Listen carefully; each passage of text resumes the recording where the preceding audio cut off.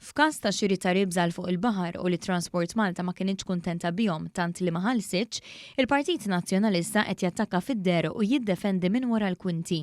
Fil-fatt kien żvelat li l-kumpanija li provdiet ir-ribs u li Transport Malta tiżżomm soda fil-konfront tagħha għandha jiddefendiha lid-deputat Joe Giglio.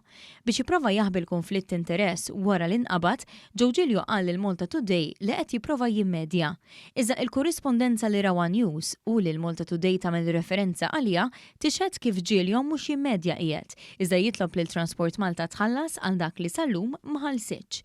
Transport Malta ma ħallsitx għaliex mhix kuntenta bil-prodott ipprovdut. Giglio talab laqa u għeddet li jekk ma jsirx dan jieħu l-pass il-qorti.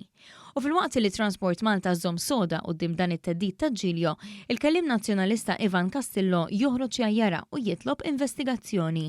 Dan anke jekk Transport Malta diġà ħadet il-passi meħtieġa biex tiddefendi l-interessi tagħha, li ma passi sabet li d-deputat Joe Giglio jiġildilha għalihom.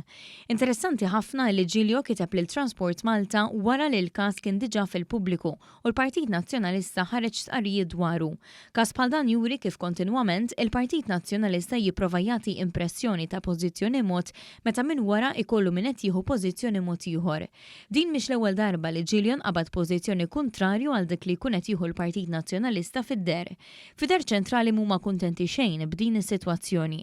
Sansitra l-fazzjoni estrema tal-Partit Nazzjonalista u Repubblika kienu qalu li Giglio jittradixxi l-obbligi kostituzzjonali tiegħu. B'Giglio spiċċa attakkat ukoll mid-deputat Karol Akulina li joħroġ fuq l-istess distrett tiegħu.